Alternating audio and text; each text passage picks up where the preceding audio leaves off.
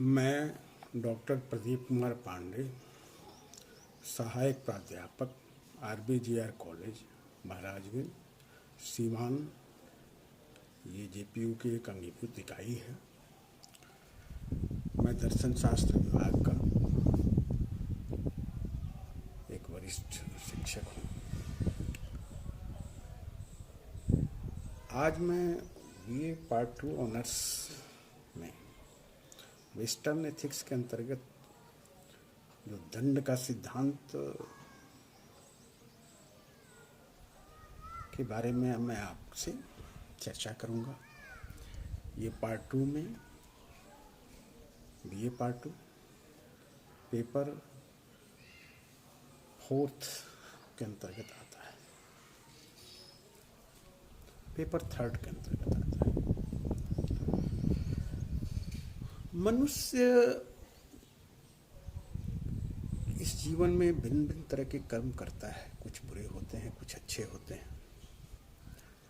तो समाज में अच्छे कर्मों का सम्मान किया जाता है, उसे पारितोषिक दी जाती है।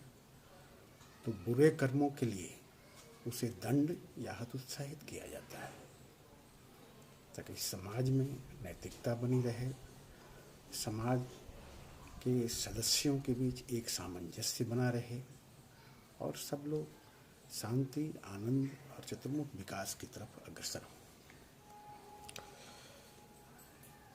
समाज दर्शन के क्षेत्र में दंड के 3 सिद्धांतों की स्वीकृति दी गई है। मुख्यतः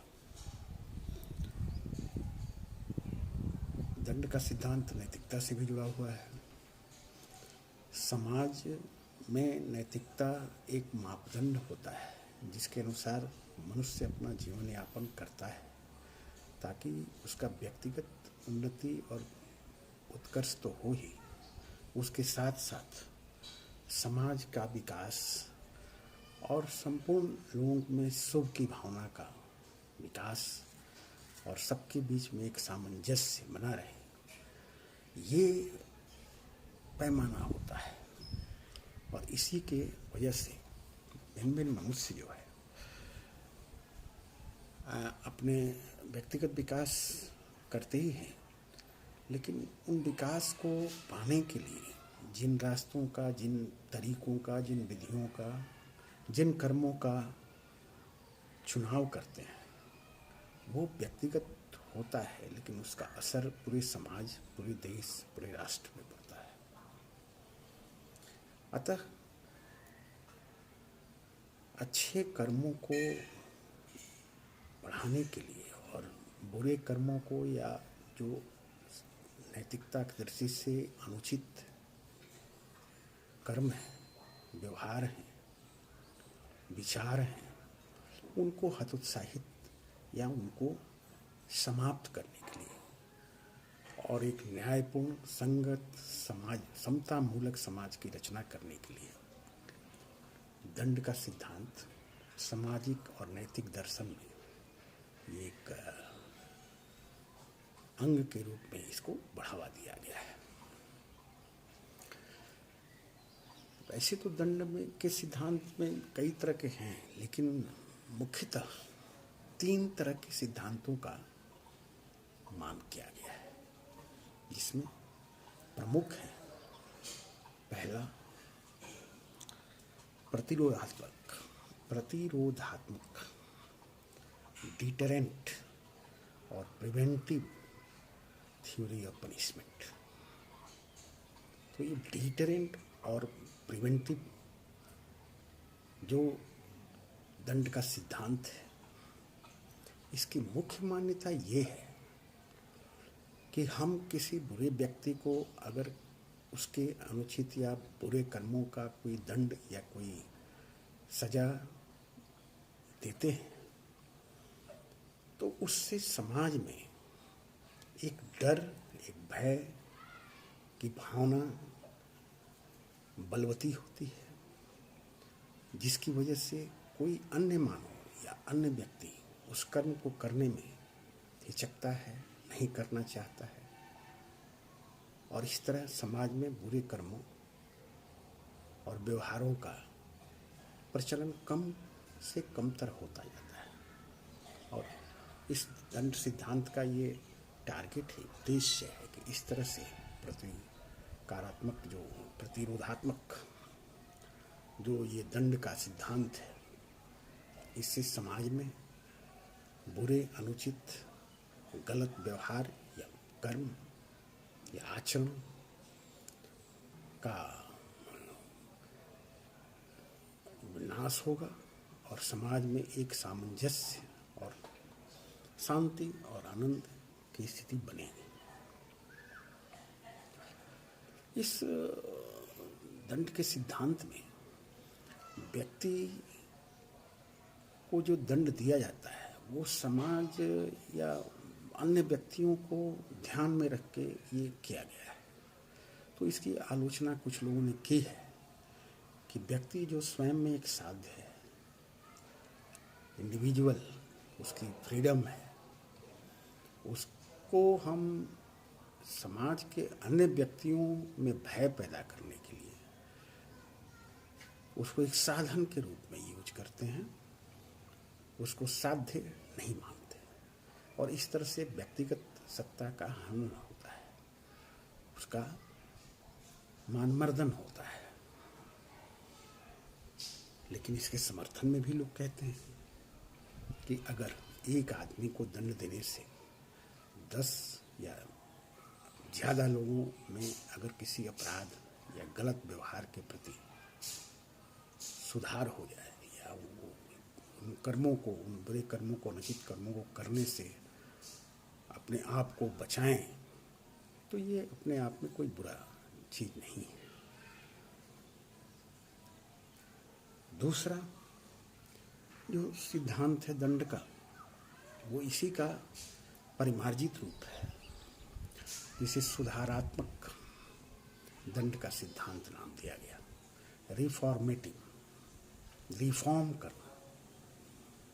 जो अपराधी है, जो बुरा कर्म करने वाला व्यक्ति है, उसको एक ऐसा अवसर, एक ऐसा माहौल दिया जाए जिसमें वो अपने कर्मों के प्रति विचार करे और ये सोचे कि उसने ये कर्म बुरा किया है और भविष्य में उसके अंदर एक आत्मनिर्णय है कि ऐसे कर्मों को नहीं करना चाहिए या दूसरों को भी नहीं करने देना चाहिए, ये गलत है, ये समाज के लिए नुकसानदेह है। तो ये एक सुधारात्मक दंड का सिद्धांत माना जाता है। इसमें व्यक्ति को कष्ट या दुख या अपराध की सजा नहीं दी जाती, बल्कि इसमें व्यक्ति को अपने आप को परिमार्जित करने का, अपने आप को सुधार करने का, अपने गलती को विचार करके और उसको स्वतः परिमार्जित करने का एक अवसर दिया जाता है। अब इसकी आलोचना भी होती है कि अगर हम अपराधी को दंड न दें या सुधार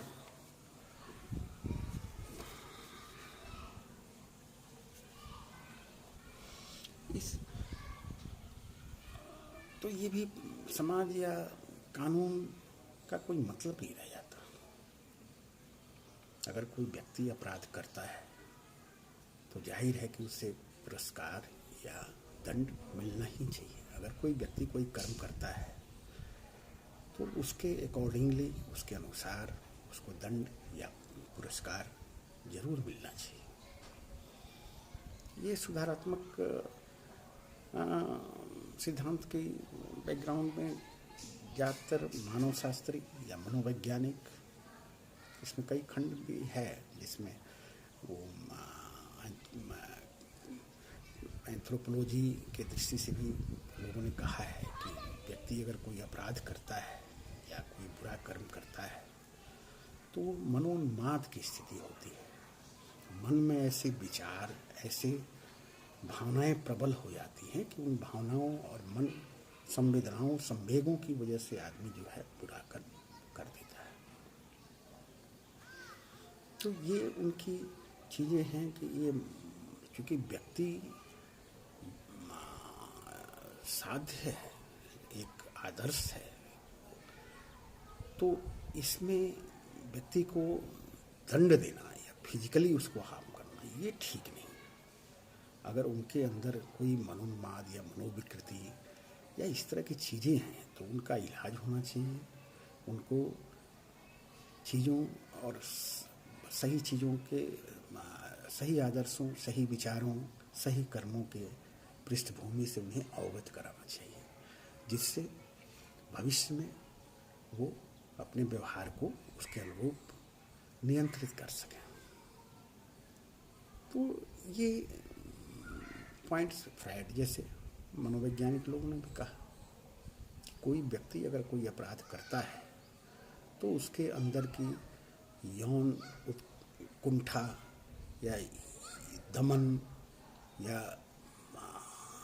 जो उसके अंदर जो मन में कुंठा या हताशा या निराशा बैठी होती है, उसके प्रबलता से व्यक्ति जो है कोई गलत कर्म कर जाता है। तो इसकी वजह से उसे कोई सजा न दे करके उसको एक अवसर देना चाहिए।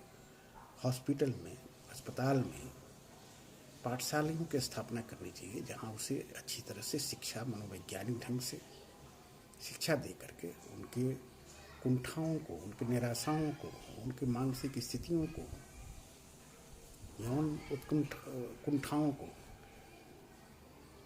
सही रूप दिया जा सके और उनमें सुधार लाया जा सके। ये सब बैकग्राउंड सुधारात्मक सिद्धांत जो है दंड के, उसके पक्ष में दी जाती है। अब इसकी आलोचना भी होती है।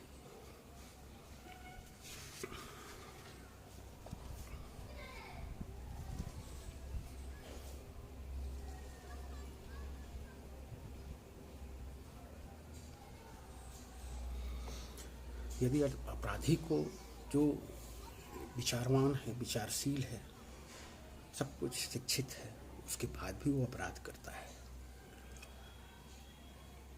संपन्न है, सामाजिक ढंग से भी मजबूत है, तब भी लोग अपराध करते हैं, तो उनको आखिर क्यों, उनका कौन सा इलाज किया जाए?